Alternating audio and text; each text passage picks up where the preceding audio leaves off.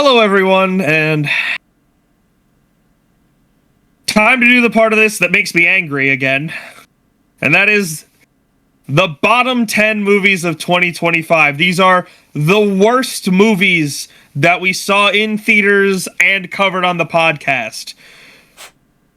So, yeah, I'm probably going to get progressively angrier as I talk about these movies. So, let's just dive in before I start getting angry thinking about it.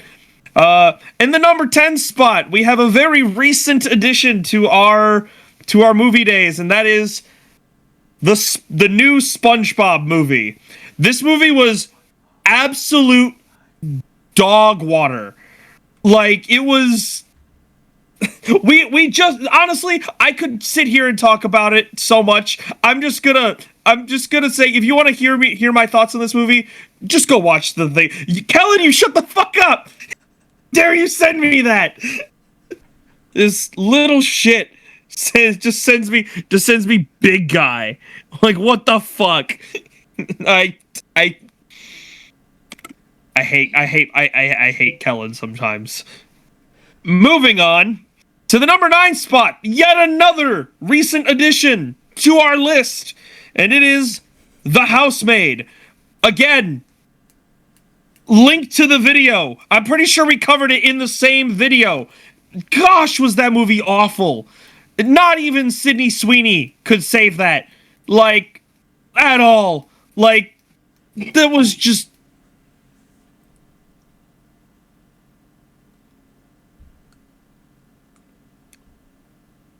I should actually be a little bit more articulate here. I apologize. The biggest problem that movie had was, honestly, subverting the subversion of our expectations. Like, it kind of just felt like, you thought we were going to do something new, but then we didn't. And that's a twist nowadays. So, yeah, no, that was just horrible. That was a horrible experience. 2 hours of my life I'm not getting back. Anyway, moving on to something a little older here. We have the number 7... Nope, I did that wrong. Number 8 spot. We have the number 8 spot. And that is Megan 2.0. Been a hot minute since we went and saw this. Almost kind of forgot about it, to be honest.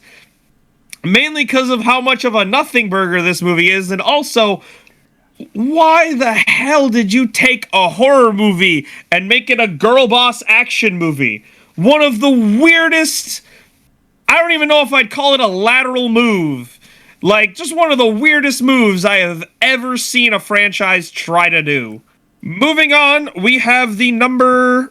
I should really number these. The number 7 spot, we have the live-action Lilo and Stitch.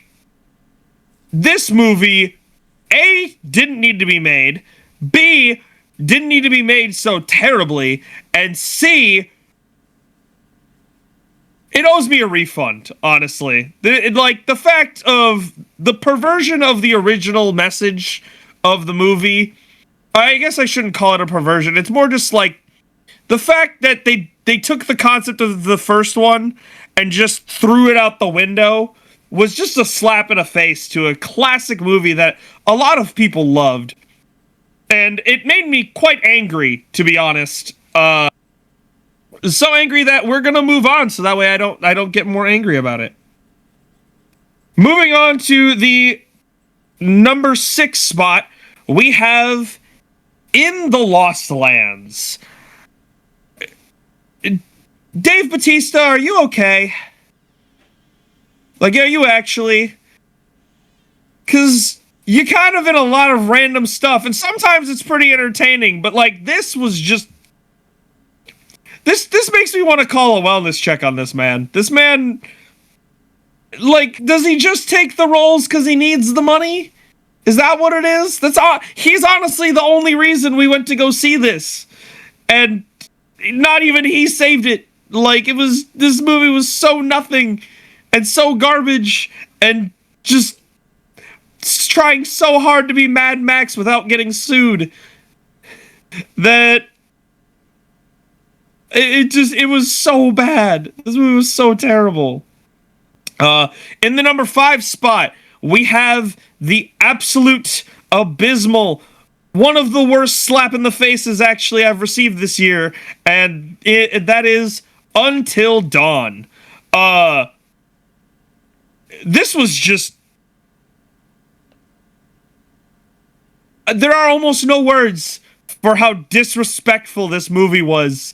This movie could have been so much better and so much more entertaining. You literally had a perfect story. Maybe not perfect story, but you at least had a good story laid out for you. And the fact that you just kind of took the barest base knowledge of the movie, of the games, a game that is quite brilliantly made, may I add, and just kind of took that and went, this is kind of like that, and just threw it at the wall, and then you still missed the mark. Moving along, we have the number 4 spot, and that belongs to Peter Pan's Neverland Nightmare. Yes, folks, that is right. In the first podcast of 2025, we had both a movie that is in my top 10 and in my bottom 10. This is the one that falls into the latter. This movie was such garbage, I honestly forget a majority of it. I think I actively blocked it out from my memory. This was so horribly done, and it could have at least been kind of funny and campy, but it took itself way more seriously than it ever needed to. And it honestly, and to see it come from the same people that were making the Blood and Honey movies that were actually getting better, I gotta say, a little disappointed in you guys.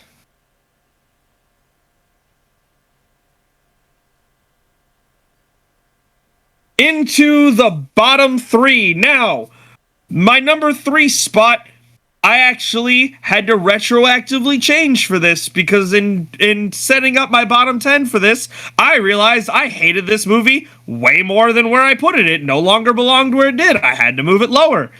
So, in the number 3 spot, very fittingly, we have Mickey 17. Holy shit, was this movie a piece of garbage? Like, it actively made me angry. I like sitting here thinking about it. The more how blatantly obvious that this movie was just... this movie was just straight up copium for liberals. That's the best way I can describe it. It was so bad. Like, the allegories are as subtle as a Mack truck running you over during a hurricane. Like, holy shit. Oh my gosh, if I sit on this any longer, I'm just gonna get angrier and angrier and rant about it. So just go back to the video on it, and we'll leave it there. Moving along to the number 2 spot. The second worst movie of 2025. We're getting at the ones now, people. The number 2 spot belongs very fittingly to Hurry Up Tomorrow, The Weeknd's absolute narcissism trip of a movie that I'm pretty sure he made just to have Jenna Ortega tie him up. Like, that's the only reason I could think of for actually making this movie and putting it to film and paying theaters to, like, show the movie. Like, everyone who was involved in this should be fired. The fact that he shut down an entire area of a city just to film one 7-second scene for a movie that no one watched. Ugh. The only good thing to come out of that movie was a soundbite we use in our Discord. That about sums up how horrible this movie is. Before we get to the number 1, the worst of the worst, the creme de la crap, we will. The creme de la. I have a couple dishonorable mentions for here. So the movie in my 11th spot didn't quite make the bottom 10, which I guess we can congratulate it for, but it's still terrible enough that I need to tell people about it.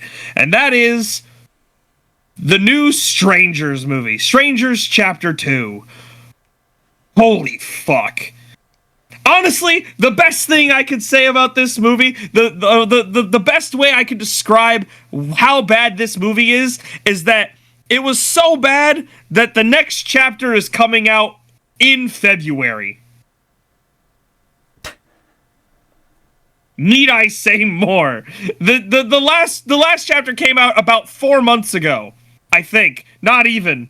I would have to check that. But like, it came out in the tail end of 2025, and they're just releasing the final chapter because I think they just want to get it done and over with.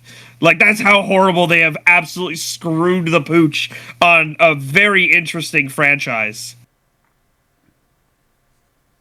Moving on to my second dishonorable mention. Talk about screwing the pooch on a beloved franchise. We have Now You See Me 3, or Now You 3 Me, as people have called it. Although not really, because the only people I've heard call that are the actors, because I'm pretty sure they're the only ones that actually liked this movie. This movie was hot garbage. It was terrible. It took everything I loved about the Now You See Me movies, because I love the Now You See Me movies. It took everything I loved about them and went, this is close, right? No. It was not. Justice Smith needs to stop making movies.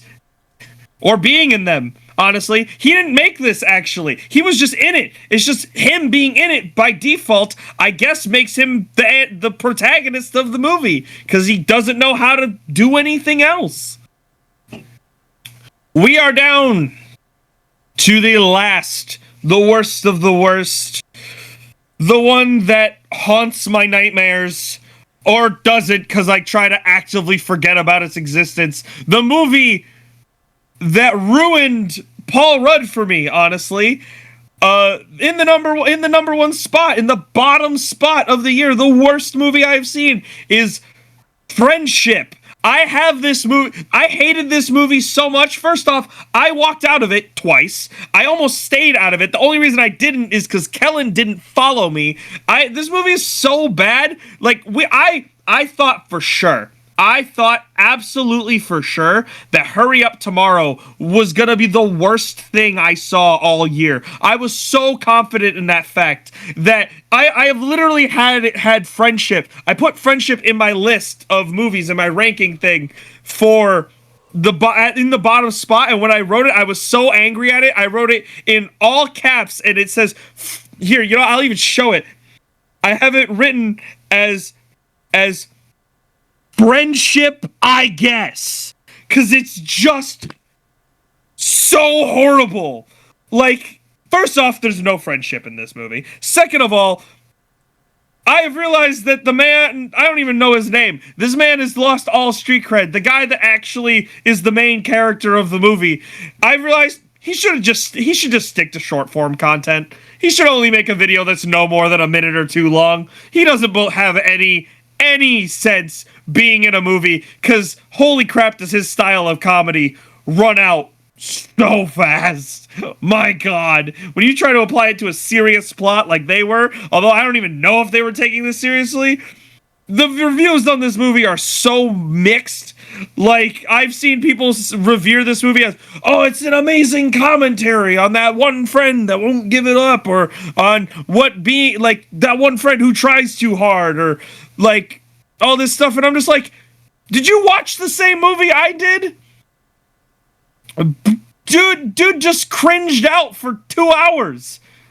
And this is, I need to calm down. I'm gonna rant about this movie for like this is why I've actively blocked it from my memory, because if I wouldn't, I would just stay angry 24/7. So without further ado, that brings us to the end of our terrible movies for 2025. God, I hope we have better movies in 2025.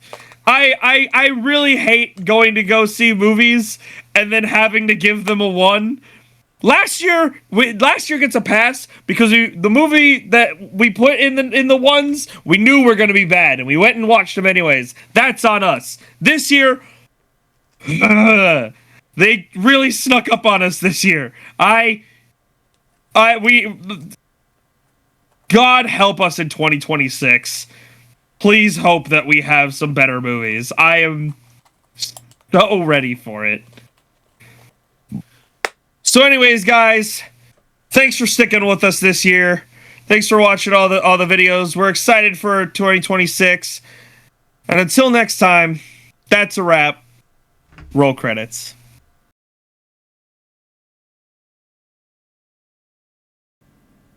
What's the most nothing movie we saw this year? Oh, most nothing movie we saw this year? Honestly, probably Shadow Force. I was thinking the exact same thing.